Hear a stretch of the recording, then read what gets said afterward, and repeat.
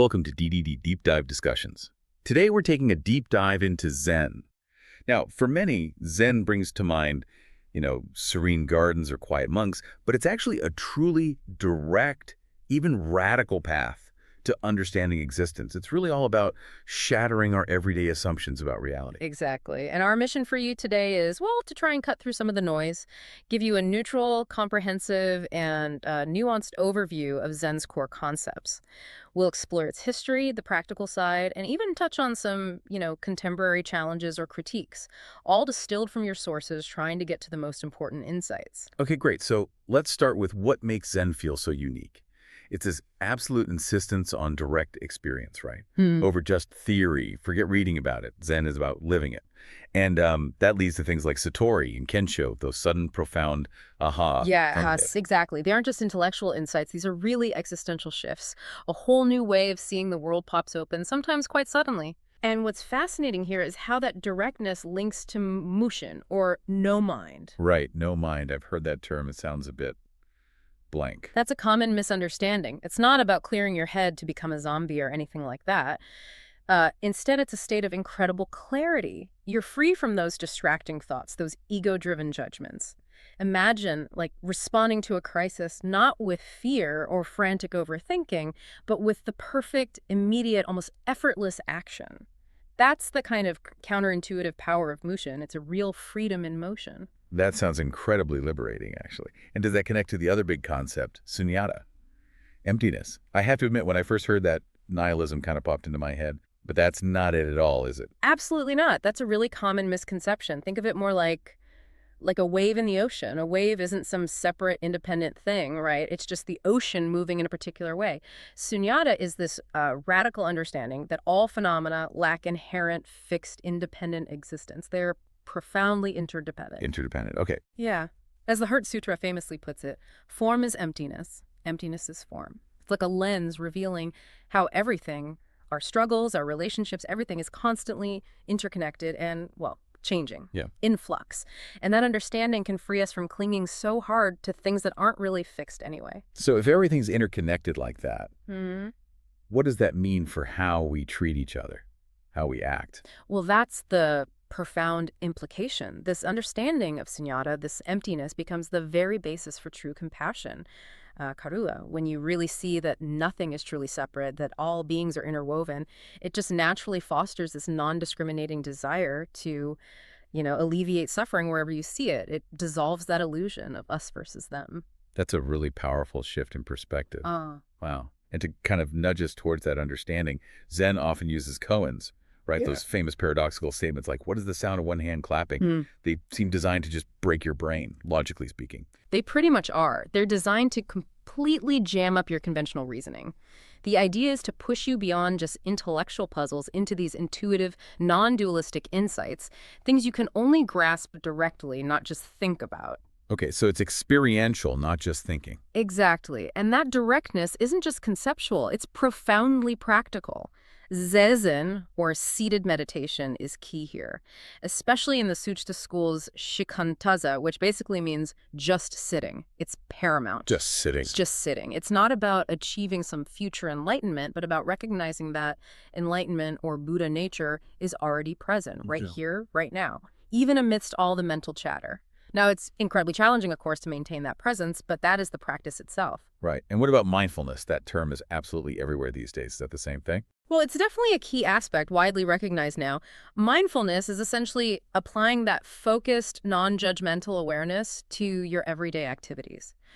So imagine being fully present, say, in a stressful work meeting. Not just physically there, but really mentally there, observing your thoughts, your emotions, without getting swept away by them.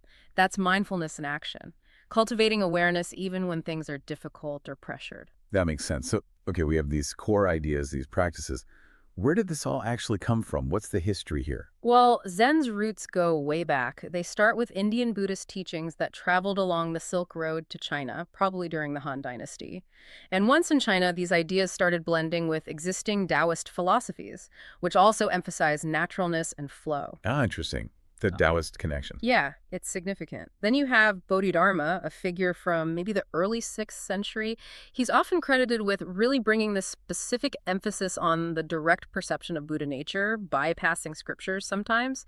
He sort of laid the groundwork for what became Chán in China. Chán. Okay, so that's the Chinese precursor to Zen. Pretty much, yeah. And Chán really flourished, particularly with figures like Huineng, the 6th patriarch. He famously emphasized sudden enlightenment, this idea that awakening can happen in a flash. Then from China, Chán was transmitted to Japan, where it evolved into what we now call Zen. And in Japan, you get pivotal figures like Doujin Zenji, who founded the Soup School we mentioned. His big teaching was practices enlightenment. And then there's the Rinzai school, which became known for its really rigorous use of kopuzans to deliberately provoke those sudden insights. It's quite a journey. Now, you mentioned critiques earlier. Zen is often seen as this path to peace, but there was a more complex side too, right? Particularly regarding Japanese Zen support for militarism during World War II. That seems hard to reconcile. It is, and it's a crucial point that scholars have really grappled with. How could a tradition emphasizing compassion become aligned with militarism? Well, some scholars suggest that Zen developed within a specific cultural context, heavily influenced by Confucian ethical systems. This might have fostered a different ethical framework than, say, Western models based on universal principles. Instead of fixed rules and individual integrity always being paramount, Zen's intimacy model, as some call it, often centers on how our actions play out within our immediate relationships and community. Ethics become more fluid, more context-dependent. I see. So that fluidity could potentially lead to problems, ambiguity. Exactly. It can lead to ambiguity, and in some troubling cases, it can enable what's sometimes called spiritual bypassing. That's where someone might use Zen concepts like non-attachment or emptiness to avoid confronting difficult real-world ethical issues or even, messy emotional conversations. Okay, that's a really important caution. But despite these complexities and potential pitfalls, Zen clearly offers a lot that resonates today, doesn't it? Oh, absolutely. The modern applications are huge. We already talked about mindfulness for focus and managing emotions, which is probably the most widespread application. Then there's simplicity. The Zen aesthetic often emphasizes this, and it can really help reduce stress by encouraging us to declutter our lives, physically and mentally. And non-attachment, which again, needs clarification. It's not about becoming cold or emotionally detached. It's about freedom from clinging, from unhealthy grasping. And that can actually foster healthier boundaries and more genuine connection in relationships. So valuable tools, but handled with care. Precisely. You need to be aware of potential drawbacks. Misinterpreting no mind as just apathy, or maybe getting too zealous with practice without balance, or falling into that trap of spiritual bypassing we mentioned. That's why qualified guidance and a sense of balance are really emphasized in most traditional contexts. Right. Well, as we conclude this deep dive, it's really clear that Zen philosophy is far more than just a spiritual discipline. It feels like a profound framework for understanding existence and maybe a practical guide for living, even if it's a challenging one. Its core ideas, direct experience, non-conceptual understanding, emptiness, they really challenge our usual dualistic ways of thinking. And practices like Zazen and mindfulness offer tangible ways to cultivate that deeper awareness. Well said.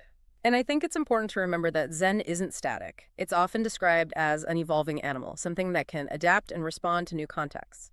Ultimately, it invites us to engage more deeply, more fully with the world right here and now, fostering attention, clarity, and hopefully a more ethical and responsive way of being. It's a living dharma, constantly renewed in each moment of awareness. Stay tuned for more such discussions and comment down below what you would like for us to discuss on next. Don't forget to like, share, and subscribe.